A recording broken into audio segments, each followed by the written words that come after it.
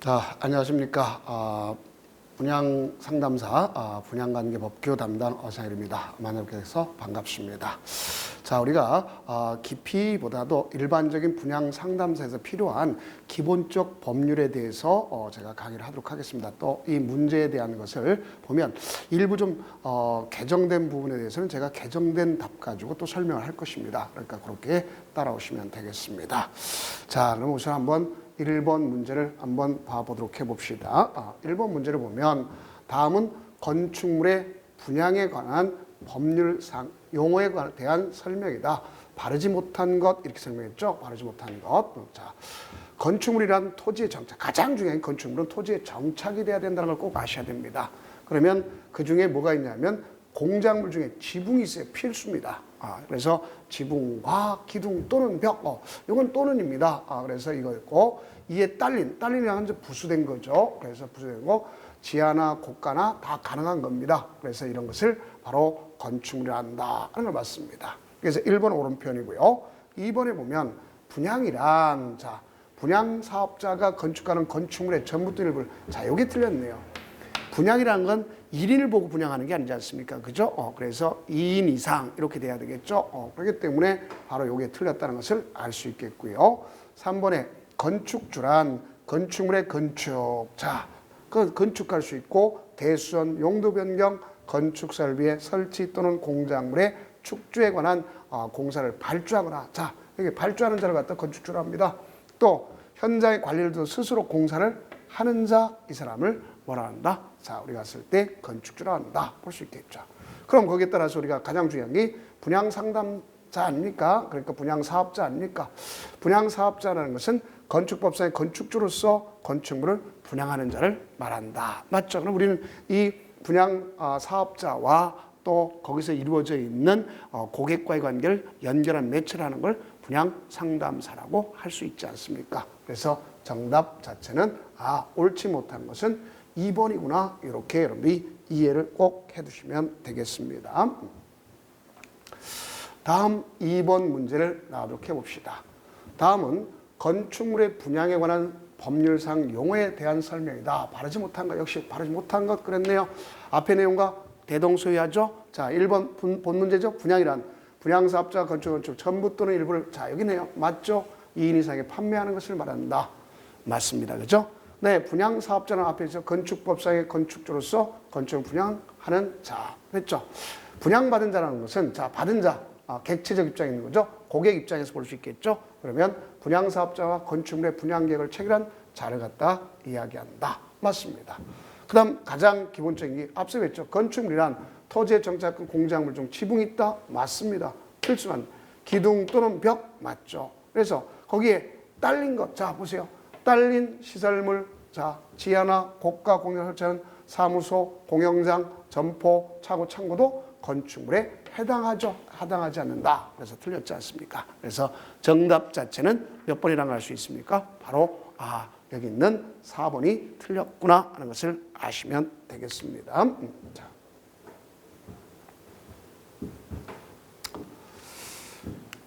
다음은 3번 문제를 한번 보도록 해봅시다. 건축물의 분양에 관한 법률. 우리가 이게 가장 주가 되죠. 건축물의 분양에 관한 법률. 그러면 건축법 11조. 건축법 11조 허가죠. 건축 허가.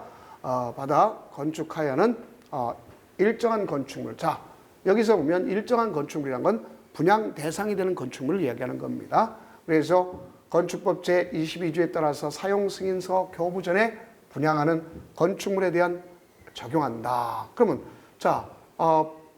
사용승인 교부 전에 분양하는 건축물에 대해서 적용한다 그랬어요. 다음 중 이러한 건축물에 해당하지 않는 것 그랬죠. 그럼 여기 보면 뭐라고 되어 있느냐. 여기 건축물의 분양에 관한 법률에 있는 거죠. 거기에 그 대상에 속하는 것으로 틀린 것 이걸 고르라 이런 얘기나 마찬가지겠죠. 그러면 여기는 가장 중요한 것이 여기 봅시다. 분양하는 부분의 바닥면 잡계가 요게 틀렸네요. 2000제곱미터 이상. 만약에 요게 이상이기 때문에 그렇습니다. 그러면 3000제곱미터 이상, 그럼 맞습니다. 알겠죠? 이 숫자 때문에 틀린 거예요. 그 다음에 오피스텔로서 37 이상. 이게 되는 거죠. 그다음에 나머지 요 얘기는 바로 또 여기에 법률이 아니라 령에 돼 있어요. 그래서 령에 돼 있어서 주택 외의시설과 주택을 동일한 건물. 자, 우리가 되게 보면 이제 주상 복합이란 말을 많이 쓰는 경우도 있겠죠, 그죠? 그래서 이런 경우서 건축물 중 주택 외의 용도로 쓰이는 바닥면적 합계가 3,000. 역시 바닥면 합계 3,000제곱미터 이상으로서 임대후 분양 전환을 조건으로 임대하는 것. 자, 분양 전환량은 알겠죠? 임대가 끝나면 네가 매입하라 이런 형태로 되는 것을 볼 수 있지 않습니까? 그렇죠? 그래서 그런 경우가 여기에 해당한다. 그러면 정답은 바로 1번이구나 하는 것을 아실 수 있겠죠? 틀린 것 볼 수 있습니다. 그래서 되게 분양과 관련돼 있다 그랬으면 오피들은 30실 이상이고 나머지는 바닥 면적하면 3,000제곱미터 이상이구나 이렇게 여러분들이 인식하면 쉽게 접근할 수가 있다 볼 수 있습니다. 다음 이제 4번과 관련된 문제를 보도록 해봅시다. 여기 보면 다음 가로 안에 들어갈 적당한 용어는 무엇인가 그랬습니다. 자, 이거는 건축물 분양하는 법률 제3조죠. 법정을 걸어가는 거죠. 자, 이 법은 건축법 11조. 자, 건축법 11조라고 하는 것은 뭐 받은 거죠? 건축 허가에 대한 규정 아닙니까? 그렇죠? 그럼 뭐 정답 당연히 나왔다는 것을 알 수 있겠네요. 자, 건축 허가에 관한 거죠. 그래서 허가 받아서 건축하는 건데 앞서 있죠. 다음 각호 여기 있네 1호. 자, 아까 배웠던 분양하는 부분의 바닥면적 합계가 3,000제곱미터 이상 건축물. 자, 업무 시설 등에서 대통령이 정하는 건데 앞서 이야기했던 것으로서 뭐가 있습니까? 바닥면적 합계가 3,000제곱 주상 복합 같은 거 알겠죠? 또는 우리가 바닥면적 합계가 3,000제곱미터의 임대 후 분양 전환하는 임대. 그런 게 바로 여기에 속하는 거구나 하는 것을 아시면 되겠죠. 그래서 정답은 몇 번이구나? 4번이구나 하는 것을 아실 수 있습니다. 다음 5번 다음 중 건축물의 분양에 관한 법률이 적용되지 아니하는 자 이런 게 기분 나쁜 거죠. 적용되지 아니한 건축물에 해당하지 아니하는 것은 자 해당하지 않는다. 그러면 결국 우리가 봤을 때 자 적용 가장 기본적으로 보면 반대로 하면 적용하는 걸 고르시오. 이거나 마찬가지겠죠. 그렇죠? 이거나 마찬가지입니다. 그러면 우선 여기에 보면 우리가 건축물에 분양하는 법률 자체를 갖다가 주어졌을 때 그 적용 범위가 제3조에 나와 있는 겁니다. 이 3조의 걸 갖다가 뭐 한다고 볼 수 있냐면 바로 더 부연 설명한 것이다. 이렇게 볼 수가 있습니다. 자, 그러면 여기서 보면 분양받는 바닥면적 합계가 얼마나 했어요? 3,000제곱미터 이상. 이렇게 가정을 볼 수 있겠고 그 다음에 업무실 대통령. 그럼 대통령령이 정했다 하는 것도 또 여기에 있는 내용이나 마찬가지입니다. 그래서 제일 먼저 보면 주택법에 따른 주택 및 복리시설. 이거는 여기에 적용받지 않습니다. 주택법에 따로 있지 않습니까? 그렇죠? 그래서 있겠고 자 그런데 여기 보면 아동 청소년 성보호에 관한 법률에 의한 아동 청소년 시설 명문 규정이 없어요. 이건 명문 규정이 없습니다. 그러니까 요거겠죠. 그다음에 관광진흥법 따른 관광 숙박시설 당연히 명문 규정이 있습니다. 노인복지법에 따른 노인복지시설 그렇죠? 우리가 됐을 때 뭐 실버타운 같은 것도 여기에 해당합니다. 그다음에 공공기관의 운영에 관한 법률에서 공공기관이 매입해서 업무용 건축물이 있겠고 또 여러분들이 지방공기업법에 따라서 자 우리가 봤을 때 지방공기업에 따른 지방공기업이 매입한 업무용 건축물은 여기에 해당 사항이 되지 않는다 하는 걸 꼭 여러분들이 염두에 두시기 바랍니다. 자 그렇기 때문에 여기에 명문 규정이 없는 관점은 정답은 바로 2번이구나 하는 것을 알 수가 있습니다. 자, 다음은 이제 6번 문제를 갖다가 나가보도록 해 봅시다. 자, 다음 가로 안에 들어갈 적당한 용어는 무엇인가 그랬습니다. 자, 이건 무슨 뜻이냐? 여기 문제를 갖다 읽다 보면 분양사업자가 파산 등을 이유로 파산 등이다라면 그럼 결국 보증이란 말은 다 들어간다는 걸 알 수 있겠네요. 그죠? 근데 지금 여기 있는 보증은 바로 뭐냐? 분양 계획을 이행할 수 없게 된 경우에 그렇네 여기. 그럼 그 주체가 되는 게 바로 뭐야? 분양 계획을 이행 못 한다. 그러면 가서 분양을 할 걸 갖다는데 해당 분양이 이행이나 납부한 분양대금을 환급을 책임지는 보증.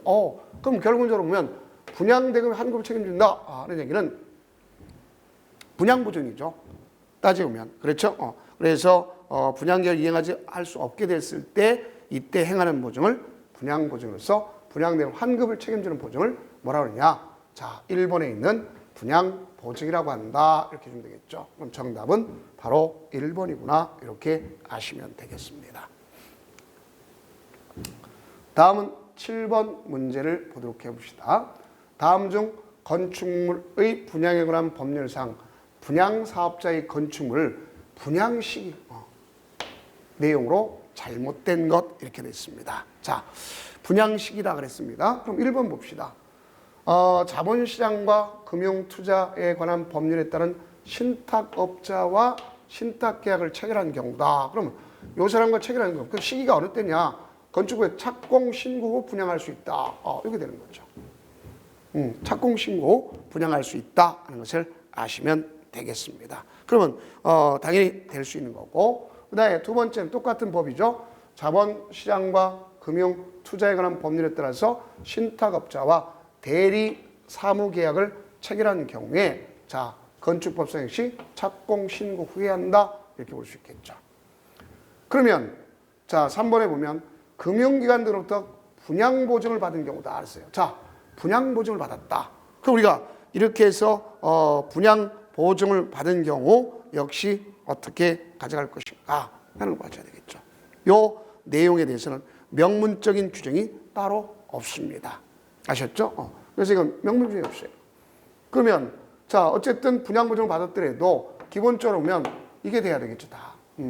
그 다음 여기 보세요. 해당 건축물의 사용 승인에 대하여 자 이건 사용 승인에 대해서 다른 건설업자 둘 이상이 연대보증 받은 경우는 연대보증 받았다 그랬습니다.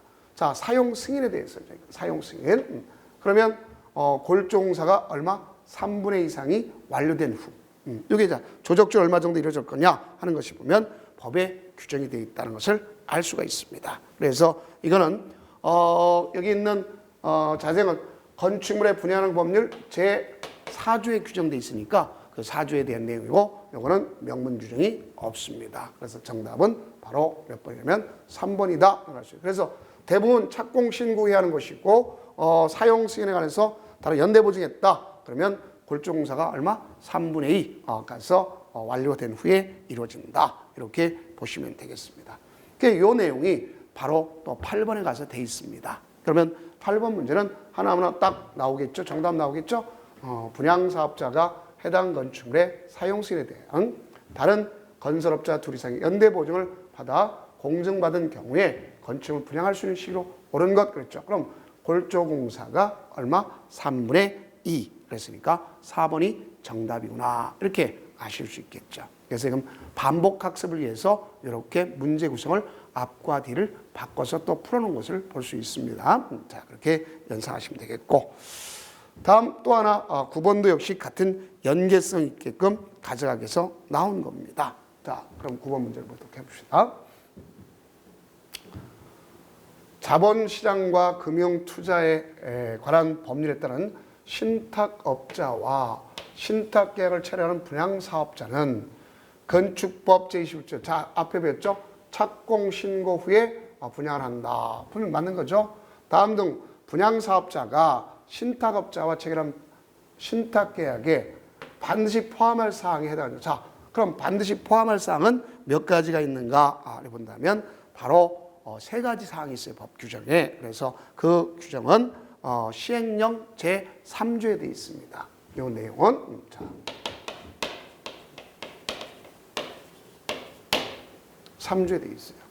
그래서 그 세 가지에 속하지 않는 걸 고르시오. 이거나 마찬가지다. 이렇게 보시면 될 거 아닙니까? 자, 그러면 첫째, 분양받은 자의 소유권 등기 전날까지의 토지와 그 정착물의 소유권 관리에 관한 사항. 그래서 자 분양받은 소유권 등기 전날까지 토지. 그 다음에 소유권 관리에 관한 사항은 반드시 포함되어 있어야 되겠고, 그 다음에 신탁받은 소유권의 처분에 관한 사항 당연히 들어가야 되겠죠.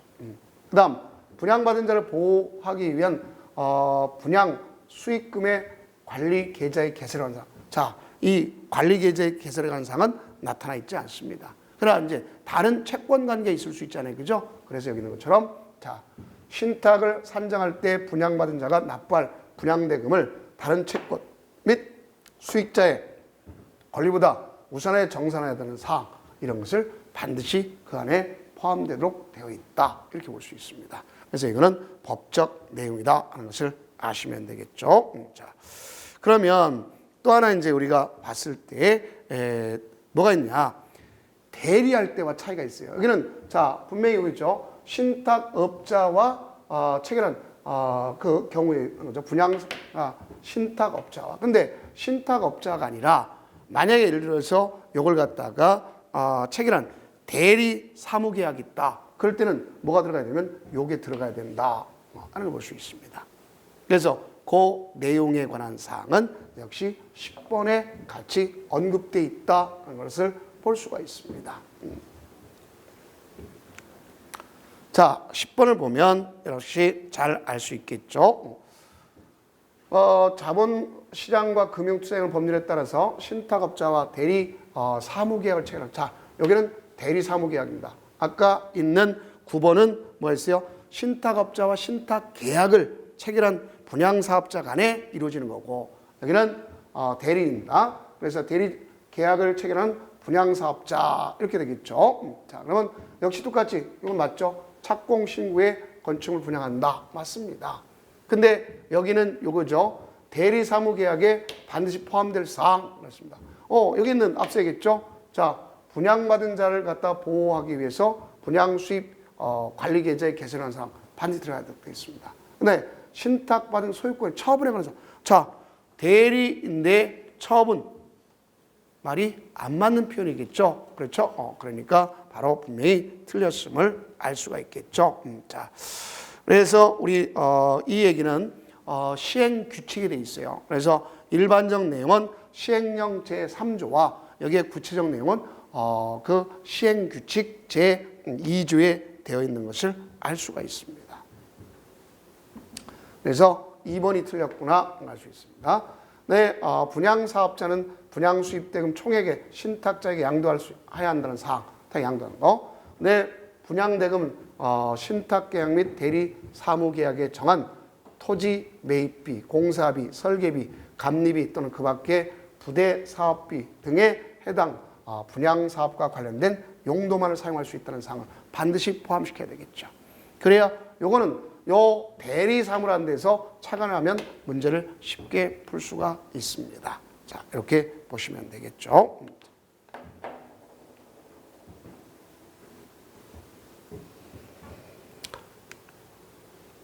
다음은 이제 똑같은 의미인데 이거는 시행 규칙에 있는 내용을 맞이한 겁니다. 그래서 우리가 일반적인 여기 신탁업자 대리 사무계약에 관한 사항은 자, 우리가 앞서 얘기는 똑같습니다. 착공 신고한다는 같지만 이런 내용에 대한 3조고 거기에 대한 구체적 내용은 시행령이 돼 있고 그 다음에 시행 규칙의 2조에 돼 있어요. 그러면 거기에 보면 다음 분양사업자가 신탁업자와의 체결한 대리 사무 계약에 반드시 포함될 사항에 해당하지 않는 것 이렇게 돼 있지 않습니까? 자, 이걸 보면 바로 1번은 앞에서 있던 누구랑 관계 있죠? 우리가 일반적인 신탁업자의 관계에서 이루어지는 거죠. 그래서 1번이 틀렸으면 알 수 있겠고 나머지 이러한 사항들은 반드시 그 안에다가 쓰도록 되어 있다 하는 것을 알 수가 있습니다. 자, 그러면 이런 내용이 있다는 걸 정확히 좀 이해하면 되겠고 이건 뭐 그렇게 내용상 어렵지는 않습니다. 그 법적인 내용에 관한 사항 가져간 거죠. 그럼 1번 외에 보면 부도 파산 등으로 사업 추진이 불가능한 경우 자, 부도 파산 됐어요. 그러면 그 분양 수익금 관리 계좌에 남은 금액 또 분양자에게 우선에 지급해야 한다는 사항을 포함한 지출 원칙 거기에 따른 방법 용도를 분명히 써줘야 되겠죠. 그 다음에 자금 집행 순서 및 시공사의 공사비를 지급하는 방법 시기, 분양받은 자를 위한 공사 진척사항의 열람 및 개시 방법 이런 건 분명히 가져가야 될 거 아닙니까? 다음 12번도 역시 가서 똑같은 의미로다 볼 수 있는데요. 자, 여기 봅시다. 자본시장과 금융투자에 관한 법률에 따른 신탁업자와 신탁계약 및 자, 여기 있겠고 여기 있고 또 하나 이 사람과 요 사람이 아니고 이 사람과 대리경쟁 업무 계약을 체는 분양사인데 둘 다 공통적인 사항은 뭐 있어요? 착공 신고에 건축물에 분양한다는 걸 알 수 있겠죠? 그런데 여기 보면 자, 요 사람 분양사업자가 신탁업자 체결한 신탁계약 및 여기 분양사업자가 대리사무계약에 관한 내용으로서 잘못된 것 그랬습니다. 자, 그러면 신탁업자는 양도받은 분양수익금을 별도로 독립된 계정으로 회계 처리해야 된다. 당연히 맞죠.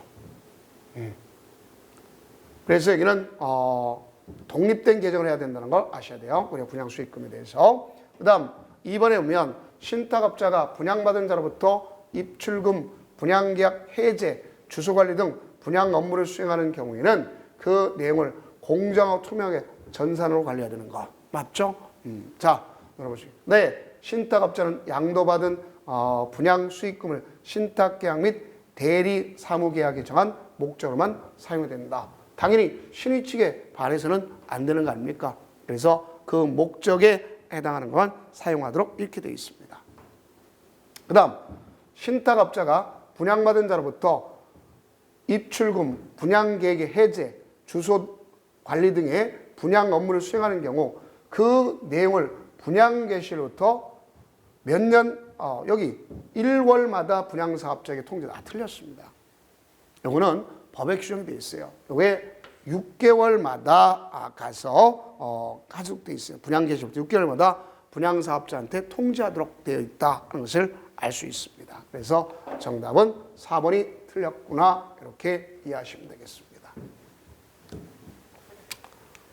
다음은 14번 문제가 아니라 13번 문제를 나가도록 한번 해봅시다.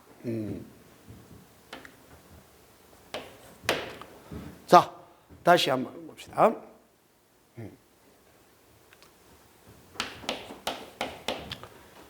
13번 문제를 나가도록 하겠습니다. 자, 금융기관 등으로부터 분양 보증을 받은 경우 분양사업자는 건축법 제21조에 따른 착공신고 후에 건축물을 분양한다. 당연히 맞죠? 그러면 여기 보면 금융기관으로부터 분양보장을 받았다. 그러면 역시 어떻게 할 거냐? 역시 착공 후에 가져간다 하는 규정을 찾아볼 수 있겠죠. 그래서 앞에서 보면 사행선에서 교부호가 아니라 바로 어디든 다 뭐가 될 수 있어요? 기본적인 건 착공 신고 후에 다 하는 것이구나 하는 걸 알 수 있습니다. 그러면 자, 이때 분양 보증을 할 수 있는 금융기관 등의 종류에 대한 법에 나열되어 있는 분양 보증 기관이 있습니다. 그러면 거기에 해당하지 않는 걸 고르시오 얘기나 마찬가지 아닙니까?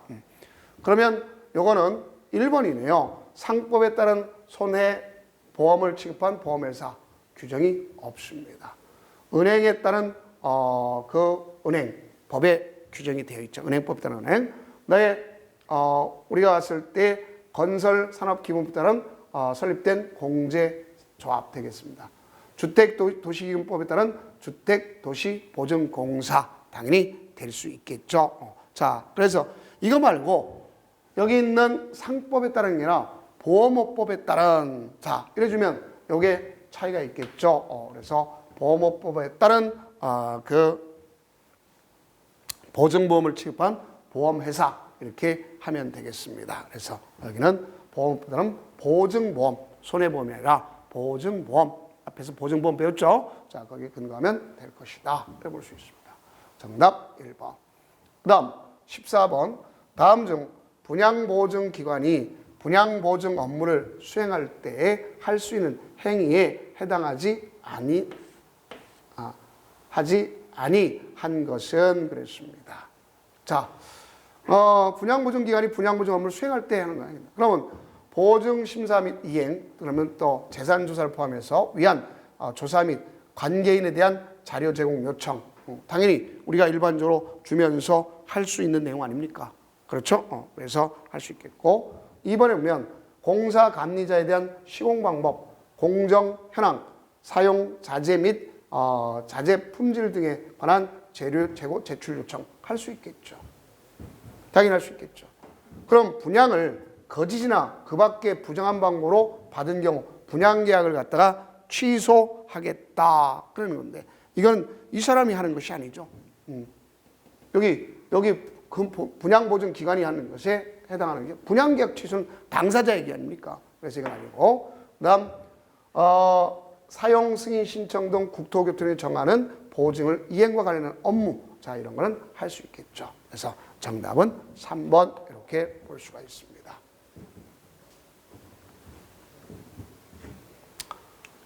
자, 다음은 15번 문제를 나가보도록 해봅시다. 다음 중 건축물의 사용 승인에 대한 연대 보증을 할 수 있는, 자, 사용 승인에 대한 연대 보증을 할 수 있는 건설업자의 요건에 해당하지 않는 거. 그러면 사용 승인에서 가져간다. 그럼 이건 특히 자본금에 대한 연대성이 있어야 될 거 아닙니까? 그렇죠? 그러면 결론적으로, 자, 우선 봅시다. 1번, 건설산업기본법 제9조 1항에 따라서 종합공사를 시공하는 업종에 등록할 것. 자, 우리가 봤을 때 이 사람들에 대해서는 당연히 이루어질 수 있겠죠. 그 다음 2번 보면 자본금의 연대보증 대상 건설공사 계약금이, 자, 요게 낮았죠. 50%여야 될 거 아닙니까? 그래서 50% 이상해야 된다. 이렇게 근거를 하시면 됩니다. 그래서 50% 이상. 그 다음 연대보증 대상 건설공사에 해당하는 용도의 건축물을 시공한 실적이 있을 것. 당연히 실적이 있어야 되겠죠. 등록하고 실적이 있어야 되겠고, 보증에서 50% 이상 해야 되겠고, 최근 5년간 수주한 금액이 연대보증 대상 건설공사 계약 금액의 몇 배 이상, 2배 이상일 것. 이렇게 나온단 말이에요. 그래서 이 내용은 역시 건축물에 분양하는 시행령 제5조의 근거에서 우리가 찾아볼 수가 있구나 하는 것을 알 수 있습니다. 그럼 정답은 2번임을 알 수 있게 30%가 아니라 몇 %다? 바로 50%다. 이렇게 보시면 되겠습니다. 다음은 이제 16번 보도록 해봅시다. 다음은 건축물의 분양에 관한 법률상 분양사업자의 분양에 대한 설명이다. 잘못된 것은 그랬습니다. 분양사업자의 분양에 대한 설명을 잘못된 것. 그래서 우리가 문제 풀 때 꼭 잘못된 건 잘못됐다고 설명을 꼭 해주면 되겠죠. 그러면 자, 1번 신탁업자가 분양받은 자로부터 입출금, 분양계약을 해제, 그다음에 주소 관리 등의 분양 업무를 수행하는 경우에는 그 내용을 공정하고 투명하게 전산으로 관리한다. 앞서 배웠죠? 그리고 분양일부터 몇 개월마다? 6개월마다 분양사업자에 통지한다. 앞에서 배웠던 내용 그대로죠. 그 다음 2번에 보면 신탁회사가 분양사업자로 되는 신탁계약 체결된 경우에, 자, 분양, 그럼 착공신고의 분양을 위한 별도로 신탁계약이 필요하다 그래놨습니다. 자, 별도의 신탁계약이 필요하지 않습니다. 왜냐하면 이미 신탁계약을 체결한 경우에 착공신고에 별도로 신탁계약 할 필요가 없지 않습니까? 필요 없는 거죠. 그 다음 3번 분양사업자는 소유권을 확보한 대지에 저당권, 가등기 담보, 전세권, 지상권 등 등기된 부동산 임차권. 자, 이건 다 대항력을 가진 거 아닙니까?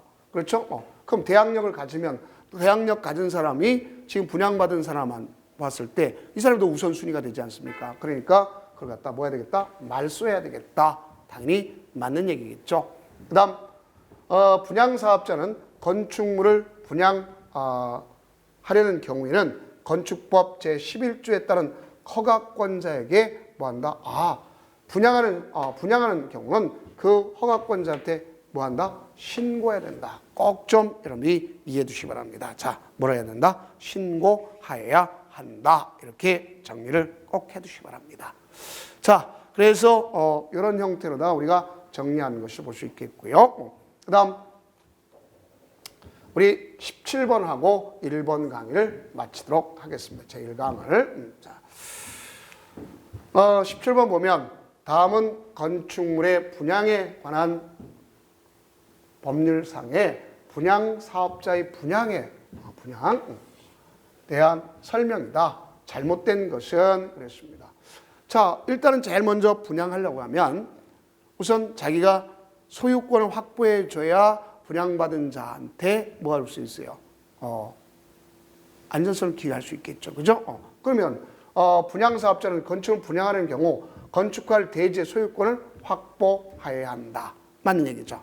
확보해야 되겠죠. 그다음 분양보증이란, 자, 앞에서 뵀죠. 분양보증이란 분양사업자 파산 등을 사유로 분양계약을 이행할 수 없게 될 경우에 건축물의 분양, 사용수에 포함해서 이행이나 가장 중요한 게 이거죠. 납부한 분양대금의 환급. 자, 그래서 거기에 대해서 받은 자의 원하는 경우에 한정해서 책임지는 보증을 분양보증 되겠죠.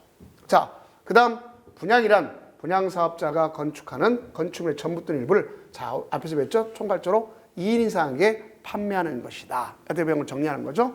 그다음에 앞서 또 했었죠. 16분에 분양사업자는 건축물을 분양하는 경우에 건축법 제11조의 허가권자한테 승인이 아니라 뭐 한다? 신고받아야 한다. 이렇게 보면 되겠죠. 자, 그래서 이렇게 정리를 하면 앞의 내용의 반복적 내용이죠. 그래서 이 내용 가지고 여러분 충실히 문제 푸는데 지장이 없을 것입니다. 이건 단순한 법적 내용이기 때문에 여러분들이 인지하면 되는 것을 알 수가 있습니다. 자, 고생 많으셨습니다.